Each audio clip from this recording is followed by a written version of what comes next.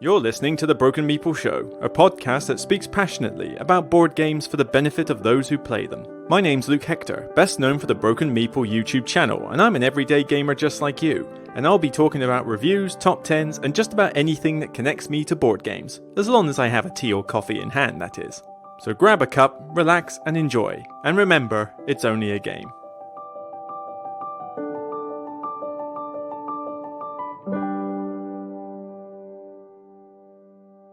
Hi everybody, welcome to another show. This is, what is this now, the 25th of June 2023, and it is way too hot for human consumption. I mean, oh my word, the UK is just ridiculous when it comes to heat, because we don't have AC on demand like a lot of you lot do. So we're kind of forced to make do, and I live in a new build house which generates a lot of heat in itself. Well, not generates, it retains all the heat. So you end up in a situation where, you know, the heat stays in from the sun and then you can't get rid of the damn thing.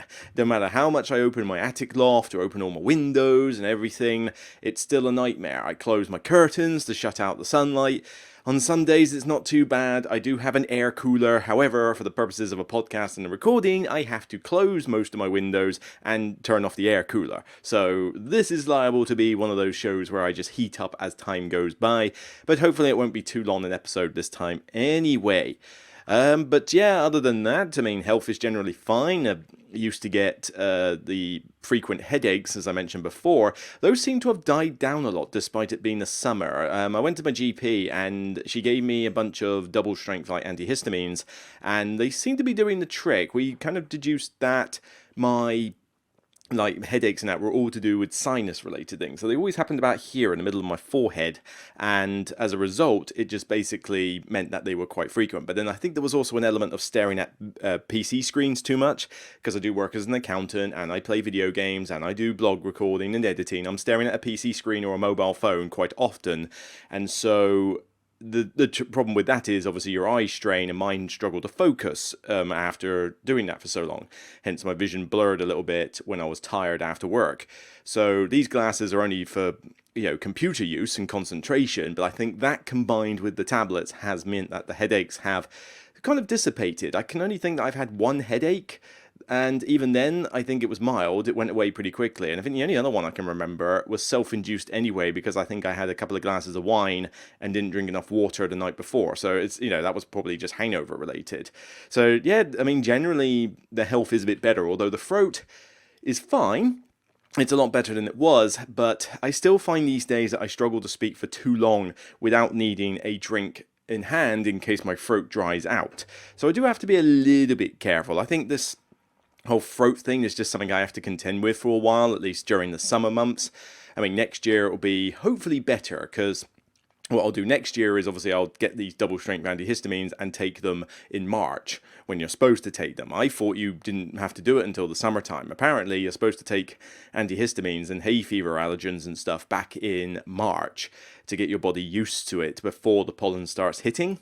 So next year I'll be a little bit more prepared, so we'll just play it by ear.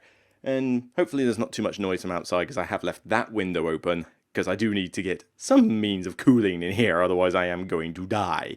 But, you know, we'll see if I end up hearing anybody's power tools and stuff. So yeah, if we look at the channel's not doing too bad. 20,202 subscribers as of this moment. And you might have noticed there's a lot of content coming out, although views are a little bit down from usual. But then that's kind of the way. Reviews don't tend to get a lot of views compared to the sort of ad hoc content on the channel. But I got a lot of stuff to cover from pre and post UK Games Expo. I mean, what have I done in the last, you know, in June alone, you know, we've got like the what I played in May. We had the Games Expo roundup. We've had, and then I've done quick draw reviews for Moon, Planet Unknown, Mindbug, Isle of Trains, and even a crowd surfing episode. And that's just for now. I have got 2 Keep or Cull episodes recorded. You know, the Keep or Cull series that I was doing recently. So, you know, don't worry, I haven't forgotten that series. I've done 2 more episodes for that. So hopefully those will be edited very soon. I have The Rich and the Good, which is from Ares Games, quick draw review, ready to go out, so I'll probably air that tomorrow. You know, it's ready, so I don't want to put 2 videos out on the same day, so I'll probably air that one tomorrow. But then I've also got to record a bunch of other stuff. I mean, I have got so many games to review, it's unreal. You know, I've got to do a review for Tawanaku, which is definitely going to happen very soon. I need to do Marvel Dagger, more on that in shortly. But I've also got a bunch of small games like Zuli and Detroit Noir, I'm trying to pronounce it right.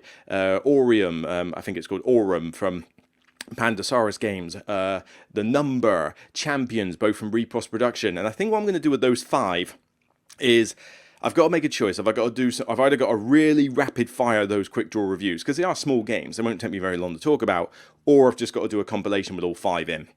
Because otherwise I will never get round to the stuff that really needs reviewing, which is stuff like, as I mentioned, Marvel Dagger, which I hope to get a review out very soon, because annoyingly, as much as I got a review copy of the game, we didn't get the review copies until pretty much release day in the UK, which is a little bit of a red flag, because not giving review copies out before release day sometimes suggests that there could be something wrong there, but we'll see. I've played some games and I'll give you some thoughts in a minute of my first impressions, but yeah, I'm going to have to rush that one out, I think.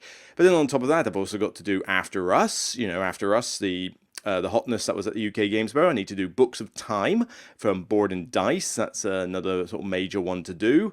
Walking in Burano, Roll and Write. I forgot about that. That needs a separate review as well. And obviously I want to get back to top 10s. I want to get people like Sam Healy and that on the channel. I want to do my top 10 Roll and Writes. It's, oh my god, there's a lot. And, I'm just going to have to churn on and do it. I mean, it just means that you'll have to wait for some content to come out.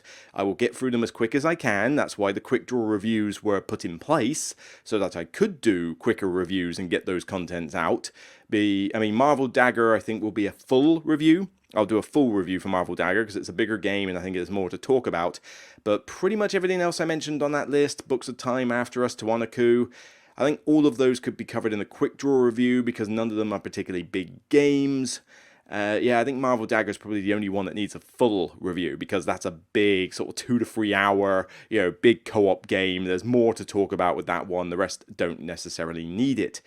But yeah, suffice to say, I'm going to be pretty busy for the next couple of months, so hopefully you're enjoying the content, and by all means share it out on social media, put the word out. The views for these are not as high as they could be. I mean, bear in mind a lot of these have been out for weeks now, and they're barely clipping 1,000 views.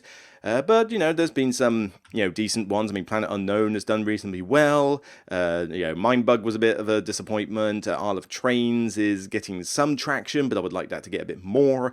I'm actually kind of surprised that's not getting more traction, but time will tell. Maybe it's early days.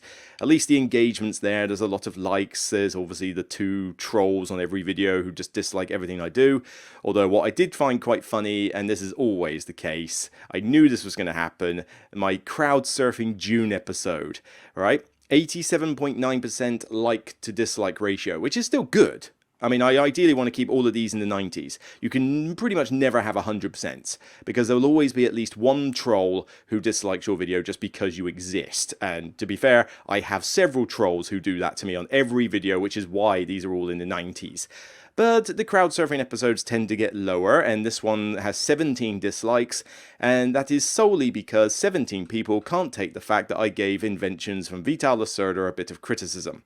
Yes, I have played the game, first impressions only, not a review, and I've given my first impressions on that crowd surfing episode. So if you want to know my thoughts on the new Inventions game from Lacerda, then by all means check out that episode. I will tell you that there are some pros, and there are also some cons. And people, I think, are going a little bit too much ape over this game, hyping it up a little bit too much, and I'm just trying to bring it back down a bit. But of course, you try telling a Lacerda fanboy that, because 17 of them want to dislike the video for that very purpose. But, whatever, 123 odd people aren't like you, so that won't be a problem.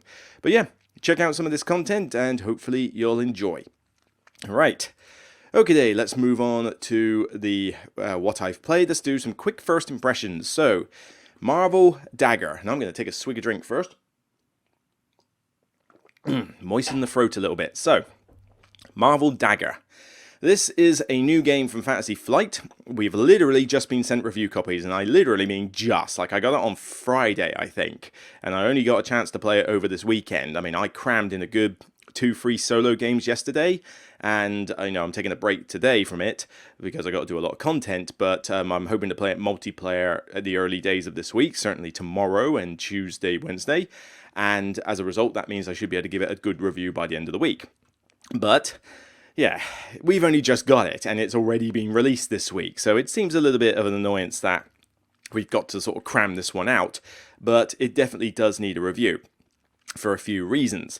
So what is Marvel Dagger? Well, Marvel Dagger is a co-op world-sprawling game for 1 to 5 players, which people have compared as Marvel Horror, because it bears a lot of resemblance to a game they've already done called Eldritch Horror.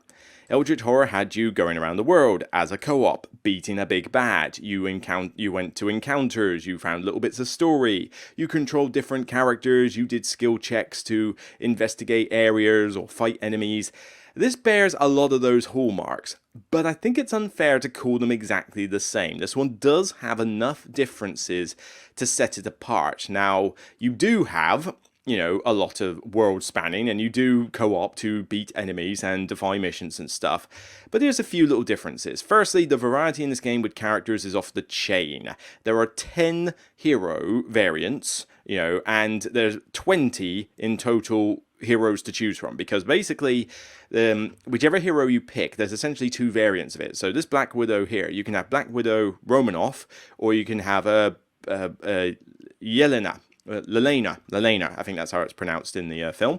So they're both Black Widow, but it's 2 different characters with 2 different sets of skills and 2 different stat lines. So they are very different characters, but you can't have both of them in the same game because it's on the same double-sided sheet. Daredevil is paired up with Elektra, and Hulk is paired up with She-Hulk, and Iron Man is paired up with War Machine, that kind of thing. So you've got 10 different sheets with 20 different variants of heroes. On top of that, you've got 6 different aspects to pick from, which has been airlifted so straight out of Marvel Champions, it's unreal, to the point where the colours are still the same, but you can customize the hero just that little bit more. So there's definitely a lot more character variety in this. But the premise is still very similar. There's the world map. You move your standee pieces across the map to do missions in various places, to beat up enemies in certain locations. All the while, the big bad, in this case, I believe it's Loki, is wandering around the board, and enemies are spawning in order to take out your bases. You got like Atlantis, you got Wakanda, and a few New York, and a few other places, and they're trying to overrun those bases while you're trying to fend them off and obviously get the missions done, and eventually do a final showdown with the boss, in which case you kick his ass. Now, there's dice checks for certain skills like fighting, that's certainly a thing, but there are some differences. Firstly, there are no encounters. This doesn't have story-based encounters, it just has an event deck, which is basically the Mythos deck. This one also spawns side missions. The other one didn't tend to have side missions. This one does, and the side missions can come from the game, or it can come from your individual characters. Individual characters have their own hero missions, which can only be undertaken one at a time, so you as a group have to decide which one's being done, but when it's done, you get a cool upgrade for that character, and these upgrades are pretty sick, so it's definitely worth getting them done, but have fun fighting over who's going to get theirs first. The rules aren't too complicated, although the rulebook is not laid out in the best of fashion. It's got a very... I almost feel like they've been to Portal Games over the layout of their books, although Fantasy Flight rulebooks were never perfect to begin with, but they put key rules at the back end and don't explain them at the front, and it's just a little bit of weirdness on that front. And there's not enough good reference aids. There's not even a reference aid on the back of the rulebook for key rules. There's 2 little reference cards, and they're not very good. So, getting the rules down takes a little bit of a while with this. But, they're not too complicated if you've actually seen this sort of game before. I mean, it's definitely simpler than Eldritch Horror, I think, overall to get played. But you've also got a fret tracker, which is kind of like a timer for the game. Each mission has a fret tracker as to whether the mission will fail or not, and like an ultimate lose. And then there's also a team-up track. You have abilities on your characters and various other things you can do which level up this team-up track, and you can spend that as a group on various team-up abilities, which are ultra-powerful abilities that you exhaust for various characters. And, they can be pretty sick in terms of power level. The game itself is quite fun. I do enjoy it, but there's definitely I enjoy playing it. Solo is basically the same as 2-player, and 2-player is just control 2 heroes, so they are identical in how they play. But controlling 2 heroes is not difficult. You don't have a hand of cards or anything. You have aspect tokens that you put on your sheet to do the various actions, so you can't do the same action 4 times in a row, but you've also got the ability to boost the actions with certain tokens to make it more powerful, and the boss will have its own rules, its own minions, etc., etc. But, the game is good fun. There's a good amount of teamwork you can do between the heroes, and it's definitely got the theme for Marvel, even though I question how on earth you could possibly get Black Widow and Daredevil facing up against Thanos. I don't see how that's going to work. Loki's a good introductory villain to go up against. He can be tricky in places, but for the most part, you should be able to take him down. Certainly with the pairing I had War Machine and Spider-Man, which is a sickness combination. You want easy mode, War Machine aggression, Spider-Man justice, pair the 2 up, go against Loki. You will obliterate him with War Machine's destructive power. It is kind of ridiculous when paired with Spider-Man's, basically auto-priming mechanic. Basically, you can empower your heroes or you can prime enemies, and basically you can discard the tokens to do various cool stuff. So, there's some good planning that can be done, and the heroes do feel very different. But there are a couple of elephants in the room. First, I've already mentioned the rulebook not being perfect, but the main elephant in the room is the component quality. The component quality in this is pretty standard. It's not bad, but I wouldn't say it was great either. I mean, these paper sheets are not, these card sheets are not particularly thick. The cards themselves, you may want to sleeve them because they're a little bit on the flimsy side. The dice are pretty generic. The tokens are pretty generic. I'm glad they use standees rather than miniatures, so at least you got some artwork. But again, they're nothing fancy. Probably the most fancy thing in this game is the bases that the characters sit on. And even then, that's whatever. It's just to differentiate the colors. Colorblind people beware, you're going to be in trouble. But the price tag for this game is ridiculous. This game retails for something like £75 plus on online stores. The RRP is somewhere in the £80-90 mark. That is ridiculous for a game like this, and you know why it's that expensive, because Disney. Marvel. The license fee for this game must be astronomical to use this license with all the characters, particularly as it's using the likeness for characters that are in the recent MCU. I mean, Sam Wilson is one of the characters you can play here, as well as what's it called, Spectrum, or whatever her name is, from what was it called? WandaVision and stuff like that. So, and the upcoming Marvels movie. So there's a lot of recent heroes that are being used, so I can imagine the license fee is probably quite high for this. And that's what you're paying for. You're paying for the license, not for the components in here. So, regardless of whether I consider this game to be a recommended one by the time I do the review, I think there's going to be a hard justification for that price tag. But we'll have to see. So far, first impressions from a solo perspective are good. But I need to try it multiplayer to see how long the game takes with multiplayer and whether it's worth playing it at multiplayer. We shall see soon. Oh, I can feel the throat already wanting to go. Alright, well, let's go on to some news. Let's go on some news. So, first up, very quickly, we've had a little bit of a message from Spiel. Essen Spiel 2023. This is for the upcoming convention in October, which I will be going to. I've just got to debate whether I'm going to get a place to myself outside of the city and drive in each day for cheaper, or whether I'm going to take the risk and share with someone at the Premier Inn in the city centre, which is a bit more convenient location-wise, because even though there's limited parking, I can still go there and drive in a very quick measure to the convention. But whether I want to pay that little bit extra, but also whether I want to share with anybody, because sharing with people in hotel rooms is problematic for me, because I always worry about personal hygiene of the person I'm sharing with. I'm always worried about catching a cold or catching something. But also the problem is that I am not when I go to sleep, you will not wake me up. Getting to sleep is the hard part.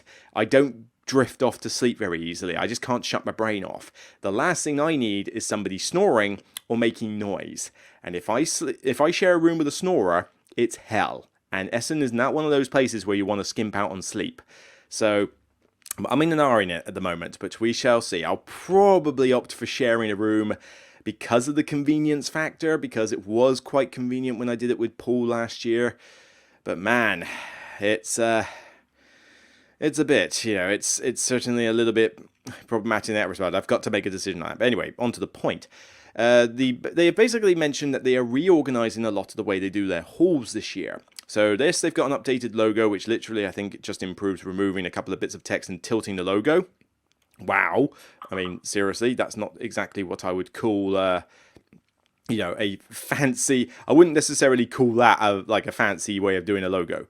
But basically what they're doing with the halls is they're going to reorganize it so that games are kind of more grouped by their type, rather than the way they've been done before. So they want this we go.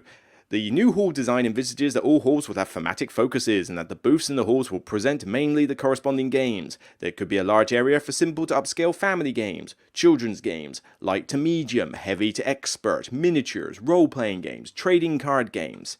Now, okay, on the one hand, I can see that being handy if they do, because then I can just avoid all the children's games, go away from the RPG lot, not go near the trading card games, and all that lot.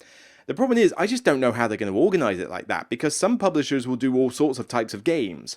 So how are you going to sort of, take a publisher who does a mix of light games to expert games and suddenly put them in a category? And, that means that some publishers are going to be way outside of somewhere like Hall 3, where they used to be, and probably prefer to be, and they're going to be in some hall somewhere else, because Hall 3 is the big hall. Hall 3 and Hall 1. They're the two halls you enter first when you enter the premises, unless you come from the back end. So to be moved out of that hall is probably going to irk some publishers.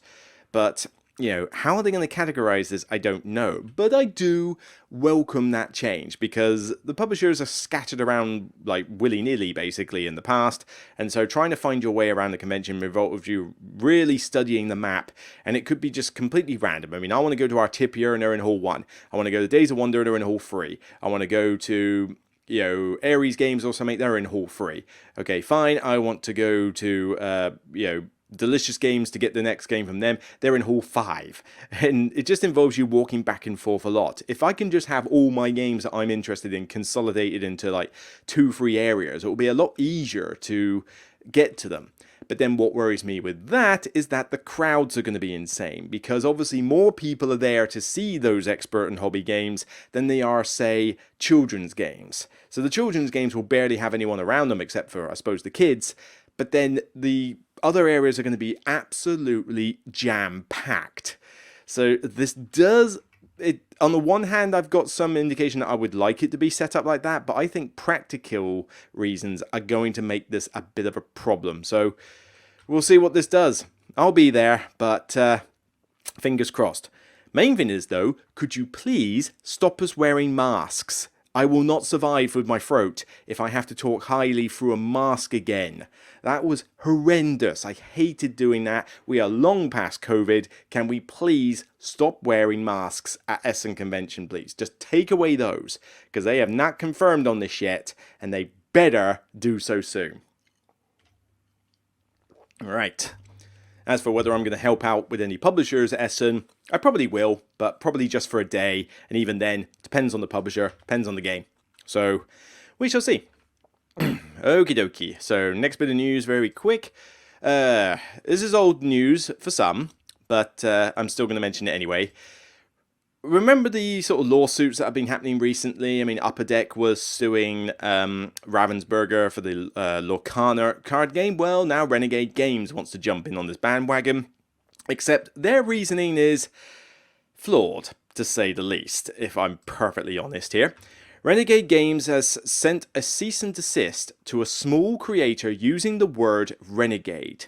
So they've done, where's the hell? There we go. So the Polyhedral Knights had a recent Kickstarter for a game called Renegade City, which is billed as a tabletop RPG game where you play criminals and use dominoes rather than dice. According to a couple of days ago, the Polyhedral Knights received a letter from Renegade Game Studios lawyers demanding they remove the word renegade from the title of their game. And I kid you not, this is what it says, right? This is what it says, quoted from the page. Unfortunately, your use of the term renegade in the title of your new game creates the likelihood that consumers might be confused between our client's games and your game, or believe that the two are connected or affiliated. The likelihood of confusion is particularly acute because you're using the word renegade element on the identical types of products that are sold on Renegade, and you are both selling to the same types of consumers in the same market channels. As such, Renegade must ask that you agree to rename your game to remove the renegade element. As such, Renegade must ask that you agree to rename your game to remove the... Oh, okay, it's quoted twice on this page. Right, so Mickey Barfield, the creator of Renegade City, said this: "It really caught me off guard and frankly upset me. I am blown away at how they think my game title, Renegade City, will take away from them in any shape or fashion. Our Kickstarter is about to end in 9 hours, and now we just get this. Still pretty hurt. It seems as if they are willing to go after me over something like this, then what is stopping another company like Wizards of the Coast," and let's face it, they've had some backlash lately, "from going after some other company because the word wizard is used in the title of a book or game? It's crazy." And you know what? I agree with you. This is stupid. Renegade Games, you have already built up a decent amount of, like a positivity lately because of bringing back things like Heroescape and stuff like that, and you do some cool games. Don't turn into Wizards of the Coast. Don't turn into like the board game equivalent of Activision Blizzard. Don't self-destruct like this with stupid things like with this, because for crying out loud, we are not going to get confused over your games and some RPG done by a small company on Kickstarter that just happens to use the word renegade. Your name is not copyrighted, okay? You can't copyright mechanics very easily. You also can't copyright the word renegade. You know, if they called it Renegade Games, fine. And if they use the same font as you do and stuff like that, but it's clearly different font. It's an RPG, it is not a board game. As far as I'm aware, I don't know what RPGs you do, Renegade Game Studios, but I only buy your board games, I don't buy your RPGs. And for crying out loud, it's not going to confuse us. We are not thick. Alright, we can tell the difference between an RPG and your board games, particularly when on the product there is a publisher logo that tells us it's not Renegade Games, okay? That is the point of logos, you morons. You know, we can see that this is clearly polyhedral Knights, okay? We can tell it's not Renegade Game Studios. We're not going to get them confused. Stop this nonsense, retract your cease and desist notice, and let these people get on with their Kickstarter and their lives. This is just an example of big corporations bullying small creators because the small creators don't have the money or the legal standing to be able to fight a lot of these things. Because I would happily take this sort of thing to court from a legal standpoint, but it would cost an absolute fortune and it would just pretty much wipe me out if I was a small creator. So I don't have the, they don't have the power to be able to fight this easily. And it's not exactly popular with gamers. Do you honestly think that this is going to make you popular with with board gamers? Because board gamers right now are laughing at you at this point. I've seen this reported on other channels, and they're saying the same things as me. They're saying that this is stupid, pointless, and you need to stop. Because all you're doing is basically setting a self-destruct timer on your company. Wizards of the Coast have already been doing this lately. They're practically self-destructing themselves. You do not want to do this to yourselves, alright? Stop this, stop being idiots, grow a brain cell, and just let them get on. We're not going to get confused. We're not that stupid, okay? People are dumb and stupid, yes. We're not that dumb and stupid, okay? So, come on. I don't know. Alright. So let's talk about the topic of the day. That will be a feature there soon, but on recent videos, and certainly to be fair on videos in general, I get a lot of shtick from people, both positive and negative, where although mostly negative, the ones who talk about it in a positive fashion just happily want to debate it, which is fine, but the ones who tend to troll me or say negative comments are usually because I'm criticizing their favorite game, in which case suddenly I'm the Antichrist as a result of doing that. But I talk about this concept of multiplayer solitaire and length of games and how just because you can have a lot of players doesn't mean you should. The biggest example of this I can think of lately was Planet Unknown. This was a review I did recently where I mentioned that the game is good. I gave it an 8 out of 10, but I only gave it an 8 out of 10 because I mostly would play it solo. And even then, to be honest, I've actually sold the games. I've actually got rid of the game since, because the game is decent, but I just don't think I'm going to play it very often solo, and I don't want to play it multiplayer that often. So I figured, you know what, I'll let someone else have it, and then I can just play their copy, much better. But the issue with this game is that it can go from 1 to 6 players, because technically you have simultaneous turns. But people seem to mistake the idea that simultaneous means everything at the same time, which technically that's the dictionary definition of what simultaneous means. But it doesn't work that way in reality. It doesn't work that way in a board game.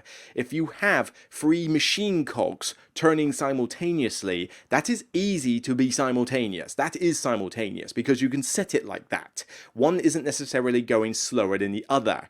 In a board game, though, you are dealing with human beings. Human beings don't do anything simultaneous. Even synchronized swimmers are not perfectly in sync, okay?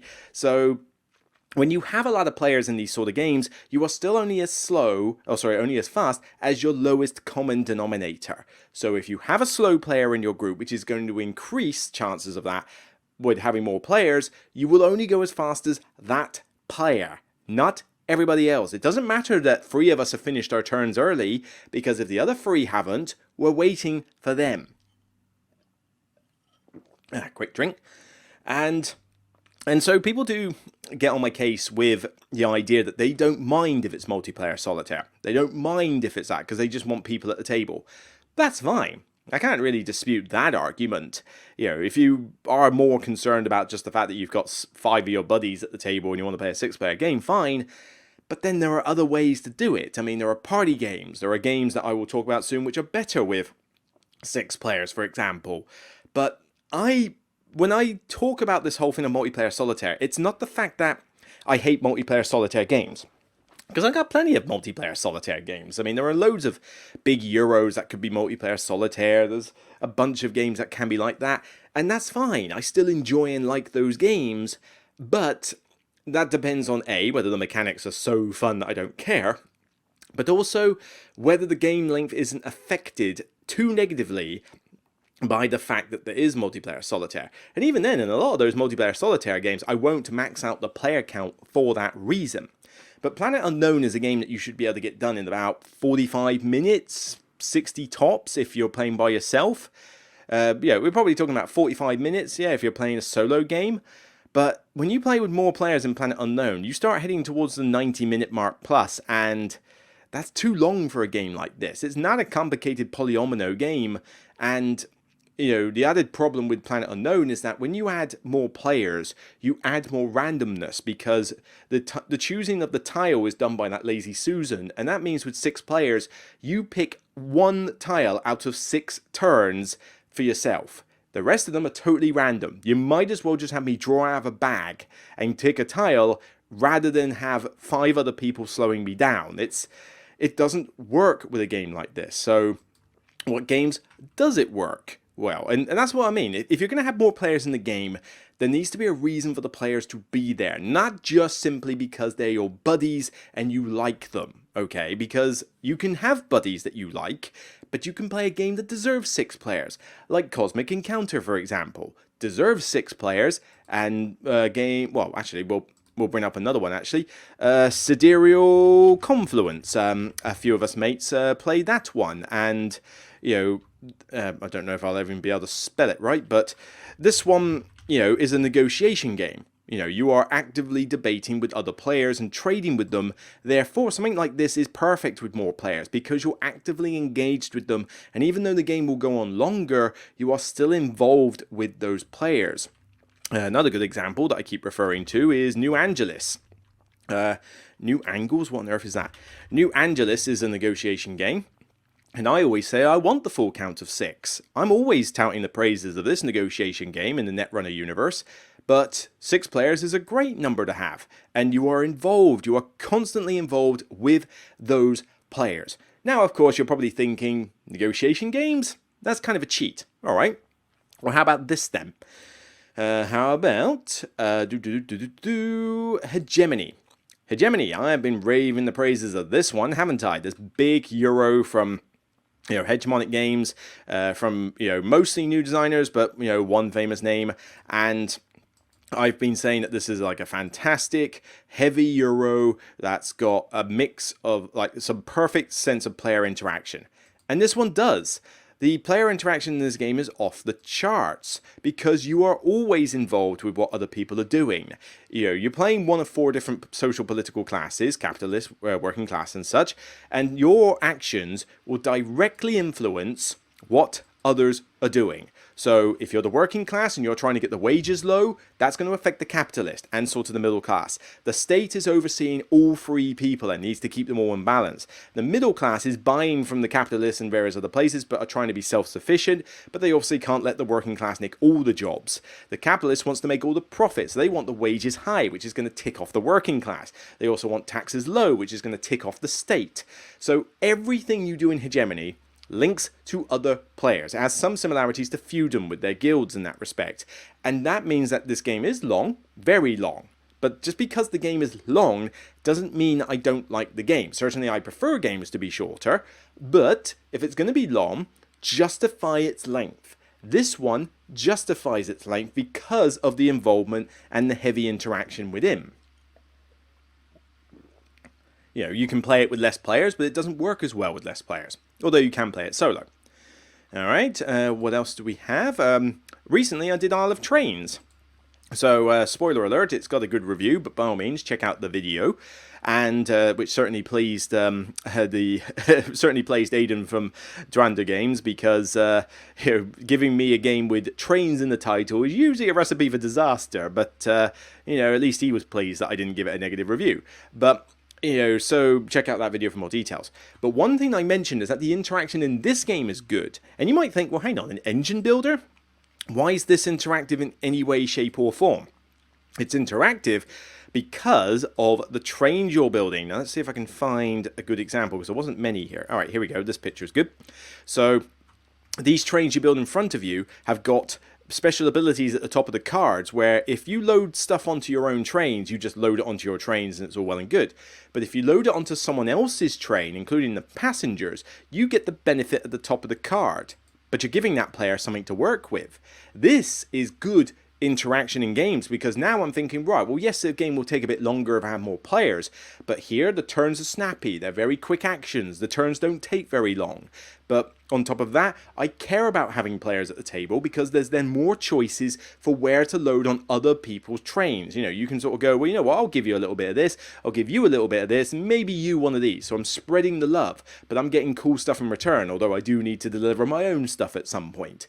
That kind of thing is a really cool, positive sense of player interaction. I am not trying to destroy your train here. It's not negative. I might beat you to a contract, I might put a passenger down on a space you wanted, but other than that, that's normal in Euro games. But this is a good example of where interaction can occur in a game. It doesn't have to be, completely direct interaction, but you can just put in little things like this to make it more more meaningful that I put other players in this game, even though you can, again, play it solo. Now, why don't we talk about a couple of games that don't fit this mark, that are totally multiplayer solitaire? Well, I got a similar shtick for Revive. The big Euro that I did a video review for recently. I gave it a decent enough score, but I do mention that this game is basically 95% multiplayer solitaire. And I've had a few people come back and try and justify that there is a ton of interaction in this game. I'm pretty sure those people are from Mars, because there is no way you can justify that this game has a lot of player interaction. I mean, this whole thing on your player board is entirely you. Nobody influences that whatsoever. That is all you. So all you have left is the map. And the map is literally, I'll tell you what, this is the interaction in the game. You cannot build a building on the same space as someone else. Fine, that's just standard. And if you go and build a Meeple on a particular city space, if you go to where someone else is, you pay an extra book to that person. That's it. That's the interaction. My cards do not affect you in any way. My tiles do not affect you in any way. The tiles that get explored will barely affect you in any way. So literally, the only interaction is that. And most of the time on this map, you're not even in each other's faces, because in a 2-player game, you'll just go somewhere else, you'll just go in opposite directions. And even in a 4-player game, a lot of the times you just end up going your own direction, and maybe 2 people will be in each other's throats, but it's not a massive deal. It's the same bare bones level of interaction you would get in any other Euro, and yet when you add more players to revive, you add a lot of time. This game takes 2.5 to 3 hours when you're playing this with 4 players, and the downtime is excruciating. So I don't want to play this with 4 players. I want to cap it at 3, preferably play it at 1 or 2. And so the idea that this, I can't remember if the expansion is daring to add a 5th player. I hope to Jesus Christ they don't, because that would just be the most moronic thing ever, to put a 5th player in this game.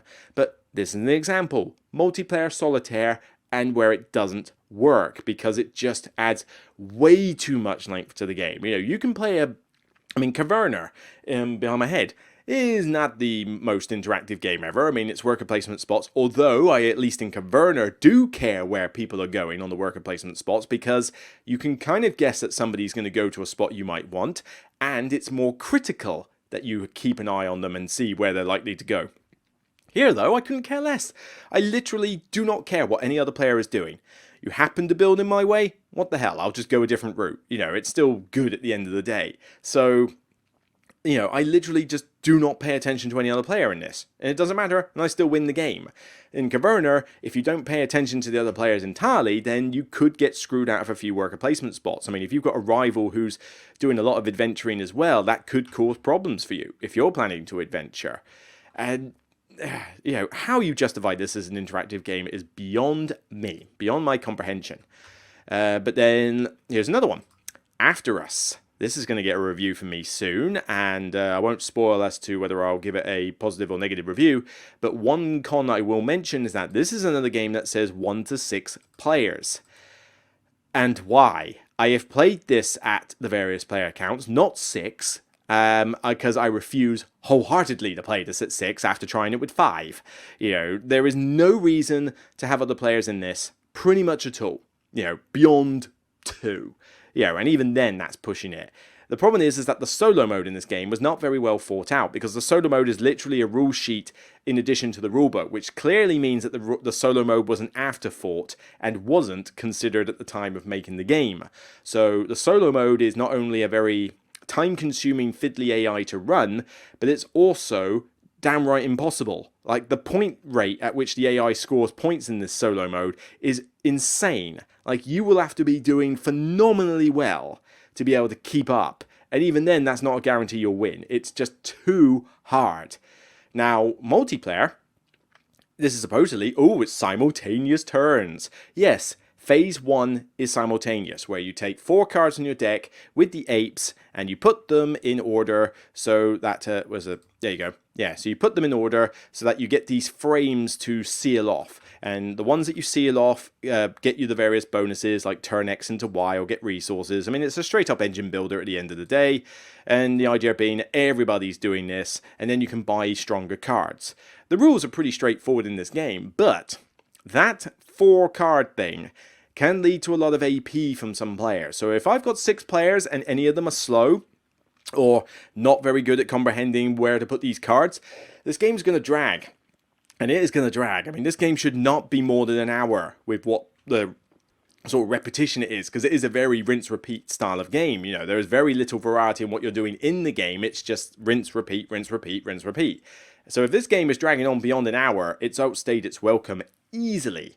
And with 5 players, oh my god, I wanted to kill myself. It really did drag on like mad, just with having to wait for other players. Now, I have an advantage with games like this because I'm pretty good at games like this from a organization point of view. Like, I can look at these 4 cards and instantly within about 15 seconds go, yeah, right, cool, that's a good one, I'm sticking with it. I'm not overthinking whether I could slip one into a different position to maybe get a different resource. I'm going, that's online with what I'm trying to do, that works, cool, let's run with it. Everybody else isn't thinking quite as fast as that, though, and so, the game is dragging as a result. But the interaction in this game is near non-existent. You flip a little token in the round when you're buying like different cards. So this sort of token that's face down on the board, you'll simultaneously flip one of those tokens over, and it will give you a tiny little bonus, and it will tell you which one of the 4 ape cards that you can buy. Okay, that's it. So you flip the token over, and if you want to, you can spend 2 resources to copy the bonus off a neighbor's tile. That's it. That is literally the only interaction this game has. Paying 2 resources to copy the bonus off another tile. That's it. Nothing else. So you're telling me that you're going to justify putting 6 players in a game like this, where that is your bare bones level of interaction? Why would I bother? Playing with 3 players, I was thinking, yeah, apart from the 2 neighbor tiles, you 2 being here makes no difference to what I'm doing with my cards. Nothing you do affects another player. So why would I bother to put 6 in this game and do nothing but drag it out for longer? It doesn't make any sense. This is where I get on games' cases for being multiplayer solitaire, when they try to go too far with this whole, oh, we can fit loads of players in the game because it's simultaneous. It's not simultaneous. It's not true simultaneous. And even then, it's still just pointless to add the more players in. There are better ways to do it. For example, Mission Red Planet. I will gladly play this with a high player count because the first part of the game is truly simultaneous, because you pretty much pick a character and all reveal at the same time, and it doesn't take too long to pick a character. But on top of that, the game is not a very complex one, it's not a very long one, and it's an area control game, so there is a lot of interaction with other players. Granted, some of it's mean interaction, but that's area control for you. But I care about what other players are doing. I care about what characters they're going to play. I care about who's next to me on various planet sectors, because obviously I'm trying to control the sector and somebody's in my way. There's a lot of things that the other players are influencing. Therefore, having more players doesn't detract from the experience, even though it will add a little bit to the time length. But then the time length for Mission Red Planet doesn't go on that long anyway, so it's not that big a deal.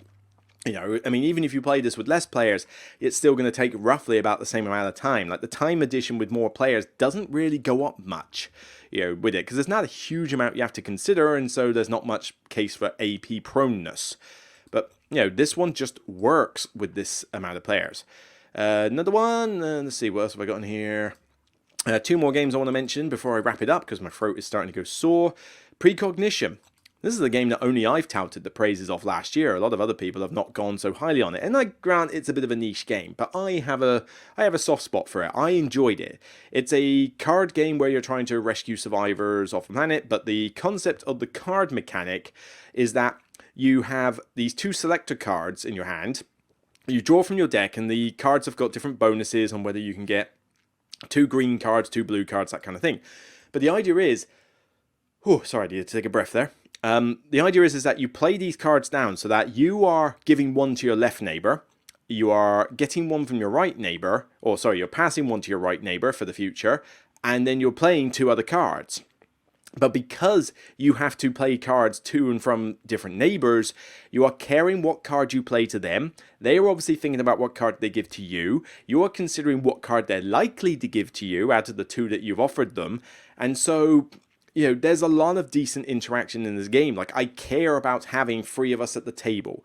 Don't care as much about having the 4th player, so I wouldn't necessarily play this with 4 players.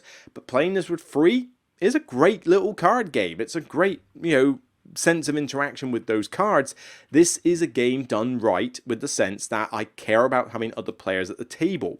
Definitely give this one a look and check out my video on it for more details. It's an underrated title. This one isn't getting much love, and Dice Tower weren't too happy with it, but I consider Tom wrong on this one. I think Precognition was a good, clever card game trying something different, and when games try something different, you'll get some people that like it and some people that don't. I respect this one. I give this one props. Still on my shelf behind me. If you don't believe me, there it is. You can see it down there, underneath Ancient World. It's right there. If that's not proof, I don't know what is. Then finally, Earth. Earth showed up earlier when I was browsing through screens. Now, Earth isn't exactly a particularly interactive game, is it? I mean, yes, somebody does an action, and then you get to do a follow-up thing, but you can't easily tell what another player is going to do with their action, although you can have a reasonable guess if they're focusing on a particular ability, but still, you do have to consider that little aspect to them. It's technically simultaneous in the sense that when everybody's doing a turn, you're doing yours, but because everybody's got different comprehension skills for all these abilities, some are a lot slower than others. I seem to be pretty quick with these sort of things, like triggering card abilities, because I'm more used to these type of games, but trust me, I've seen people who just freeze up like crazy, and I really hate playing this game with those people. But on top of that, you've got different numbers of abilities, different complexity levels of the abilities, and like different size of cards, like hand sizes. You know, somebody's got 12 cards to pick from the plan, I've got 2. You know, it makes a colossal difference. So this one has a tiny bit of interaction in that sense, but other than that, I don't really overly care what you're doing on your tableau unless I'm scoring from a particular trail card, a terrain card. I'm doing my own thing, I'm choosing the actions that benefit me for the most part, and so that's kind of the way I'm rolling. So I tend to want to play this solo more often, unless I'm playing it on Board Game Arena with a friend, in which case we play 2 players. But this can go up to 5. Why would you? Yes, you can play it with 5 players, but this game can drag out with 5 players if you've got new people in there, and it's not something I'm keen on doing.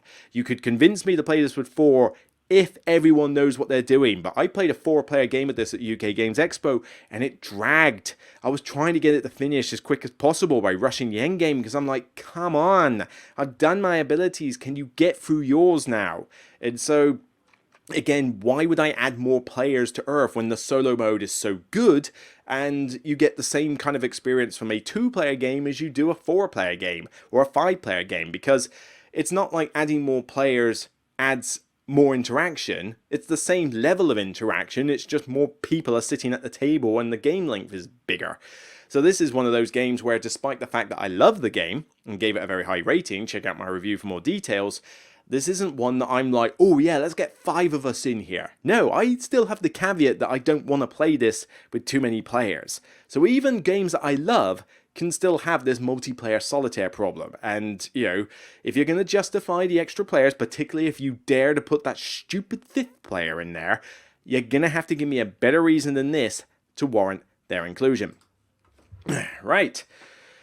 Throat is sore. I don't think I'll be doing much other recording today, but doesn't matter, because I got to get this podcast edited, and I got to get those 2 Meeple Cull episodes done, so with the Rich and the Good episode airing tomorrow, or maybe I'll air that on Tuesday, because I think I've done enough reviews at the moment. Maybe I'll do podcast today, the Meeple Cull episode tomorrow, then that review, and then by that point I'll have my throat back to do more reviews and get those out during the week. Yes, but I do need to save time to get a very quick Marvel Dagger review out. So what I would probably recommend to you people is that if you're worried about the price tag, this isn't a game that's going to sell out, alright? I can tell you that now. At that price, from Asmodee, Fantasy Flight, this will not sell out. Bide your time. Don't go out and buy it the instant it comes out. Wait until some reviews have come out. Wait till my review has come out, and then decide whether you want to justify that price tag. That is the biggest tip I can give you right now.